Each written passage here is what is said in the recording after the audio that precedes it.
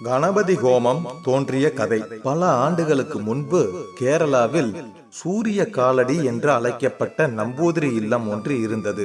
வசதி மிக்கவரான இந்த நம்பூதிரிக்கு தென்னந்தோப்பு ஒன்று இருந்தது.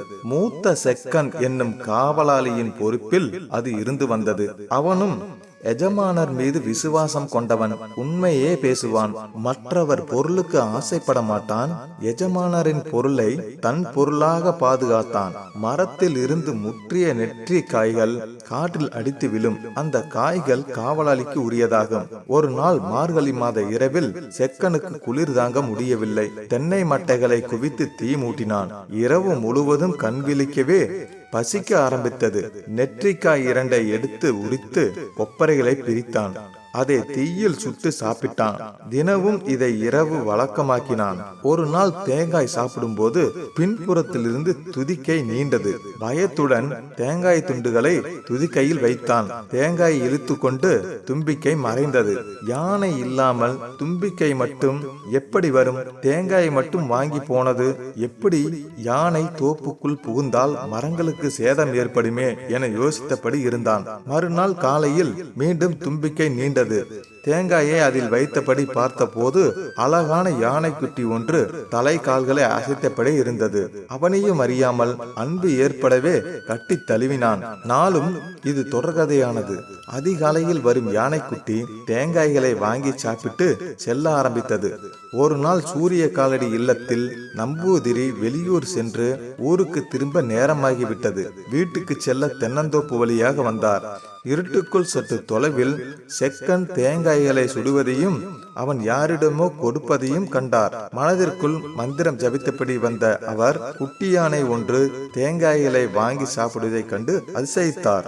எனக்கு இந்த யானை குட்டியை கொடுப்பாயா என கேட்டார். விசுவாசத்துடன் தாராளமாக அழைத்து செல்லுங்கள் சுவாமி என்றான்.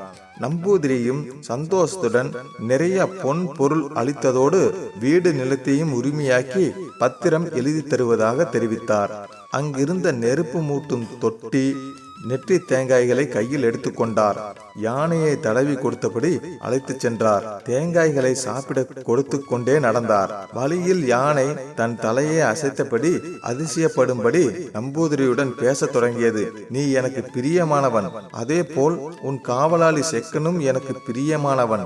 அதிகாலை வேளையில் யார் எனக்கு மட்டையும் கொட்டாங்குச்சியும் கொண்டு ஹோமம் அகுதி அளிக்கிறார்களோ அவர்களுக்கு ஐஸ்வர்யம் அளிப்பதாக சங்கல்பம் செய்திருக்கிறேன். இதை செக்கன் அறியாமலேயே தொடர்ந்து செய்து என் அருளுக்கு பாத்திரமாகிவிட்டான். உன் மூலமாக அனைத்து ஐஸ்வர்யங்களையும் அடைவான். தென்னந்தோப்பு உன்னுடையதல்லவா? உனக்கும் என்ன வரம் வேண்டுமோ கேள் என்றது. மந்திர சாஸ்திரத்தில் சிறந்த நம்பூதிரிக்கு யானை வடிவத்தில் இருப்பவர் விநாயக பெருமான் என்பது புரிந்தது. சாஷ்டாங்கமாக சுவாமியின் காலில் விழுந்து வணங்கினார். தன் இல்லத்தில் மந்திர பூர்வமாக ஹோமம் நடத்தினார்.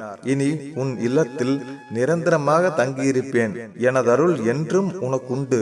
எல்லா நலங்களையும் பெற்று வாழ்வாய் என வரமளித்தார். நம்பூதிரியும் அதன் பின் விநாயகர் சிலையை வீட்டில் பிரதிஷ்டை செய்து கணபதி ஹோமத்தை அடிக்கடி நடத்த தொடங்கினார். இன்றும் சூரிய காலடி இல்லத்தில் விநாயகர் சதுர்த்தி விசேஷ நாட்களில் யானையின் முன்னிலையில் ஹோமம் நடக்கிறது. அதிகாலையில் கணபதி ஹோமம் நடத்தும் காரணம் இதுவே. ஏனெனில் கணபதி காலம் என்றே அதிகாலைக்கு பெயருண்டு. எளிய மனிதரான செக்கன் குளிருக்காக தீ மூட்டியதையே தனக்குரிய ஹோமம் நடப்பதாக கருதி காட்சி அளித்து விநாயகர் அருள் புரிந்தார். அப்படியானால் வேதம் வகுத்த முறைப்படி கணபதி ஹோமம் செய்பவருக்கு விநாயகர் அருளை வாரி வழங்குவார் என்பது நிதர்சனம் அல்லவா? இன்னும் நிறைய கதைகளை பார்க்கலாம். லைக் பண்ணுங்க, கமெண்ட் பண்ணுங்க, ஷேர் பண்ணுங்க, மறக்காம சப்ஸ்கிரைப் பண்ணிருங்க. நன்றி நண்பர்களே.